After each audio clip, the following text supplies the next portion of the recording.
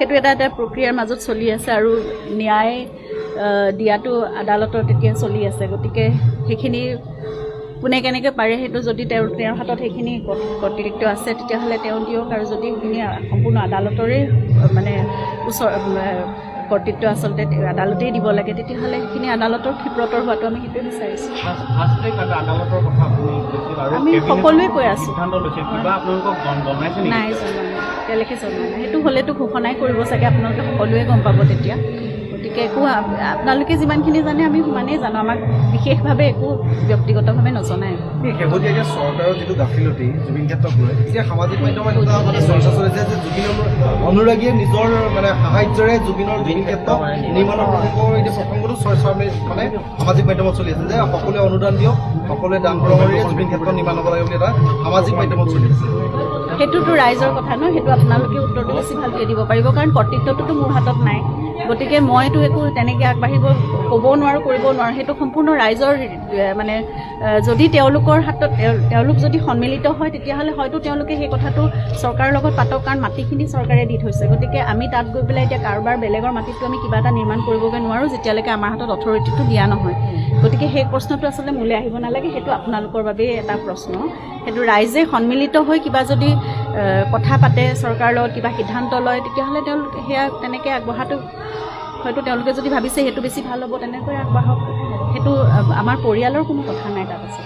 আমি একো সিদ্ধান্ত ল'ব নোৱাৰোঁ তাত। আপোনালোকে যেনেদৰে নোৱাৰে সেয়া কৰ্তৃত্ব আমাৰ হাততো নাই, আমি সিদ্ধান্ত ল'ব নোৱাৰোঁ। সেইটো এটা প্ৰক্ৰিয়াৰ মাজত চলি আছে আৰু ন্যায় দিয়াটো আদালতৰ তেতিয়া চলি আছে। গতিকে সেইখিনি কোনে কেনেকৈ পাৰে সেইটো যদি তেওঁৰ হাতত সেইখিনি কৰ্তৃত্ব আছে তেতিয়াহ'লে তেওঁ দিয়ক, আৰু যদি সেইখিনি সম্পূৰ্ণ আদালতৰে মানে কৰ্তৃত্ব আচলতে আদালতেই দিব লাগে তেতিয়াহ'লে সেইখিনি আদালতৰ ক্ষিপ্ৰতৰ হোৱাটো আমি সেইটোৱে বিচাৰিছোঁ। আমি সকলোৱে কৈ আছোঁ।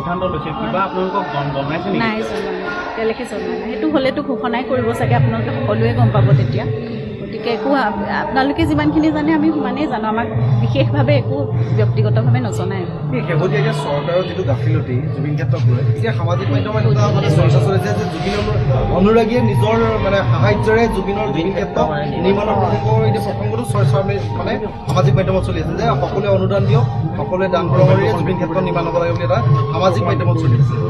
সেইটোতো ৰাইজৰ কথা নহয়, সেইটো আপোনালোকে উত্তৰটো বেছি ভালকৈ দিব পাৰিব, কাৰণ কৰ্তৃত্বটোতো মোৰ হাতত নাই। গতিকে মইতো একো তেনেকৈ আগবাঢ়িব ক'বও নোৱাৰোঁ, কৰিবও নোৱাৰোঁ। সেইটো সম্পূৰ্ণ ৰাইজৰ মানে যদি তেওঁলোকৰ হাতত তেওঁলোক যদি সন্মিলিত হয় তেতিয়াহ'লে হয়তো তেওঁলোকে সেই কথাটো চৰকাৰৰ লগত পাতক, কাৰণ মাটিখিনি চৰকাৰে দি থৈছে। গতিকে আমি তাত গৈ পেলাই এতিয়া কাৰোবাৰ বেলেগৰ মাটিতটো আমি কিবা এটা নিৰ্মাণ কৰিবগৈ নোৱাৰোঁ যেতিয়ালৈকে আমাৰ হাতত অথৰিটিটো দিয়া নহয়। গতিকে সেই প্ৰশ্নটো আচলতে মোলৈ আহিব নালাগে, সেইটো আপোনালোকৰ বাবেই এটা প্ৰশ্ন। সেইটো ৰাইজে সন্মিলিত হৈ কিবা যদি কথা পাতে, চৰকাৰৰ লগত কিবা সিদ্ধান্ত লয়, তেতিয়াহ'লে তেওঁলোকে সেয়া তেনেকৈ আগবঢ়াটো হয়তো তেওঁলোকে যদি ভাবিছে সেইটো বেছি ভাল হ'ব তেনেকৈ আগবাঢ়ক।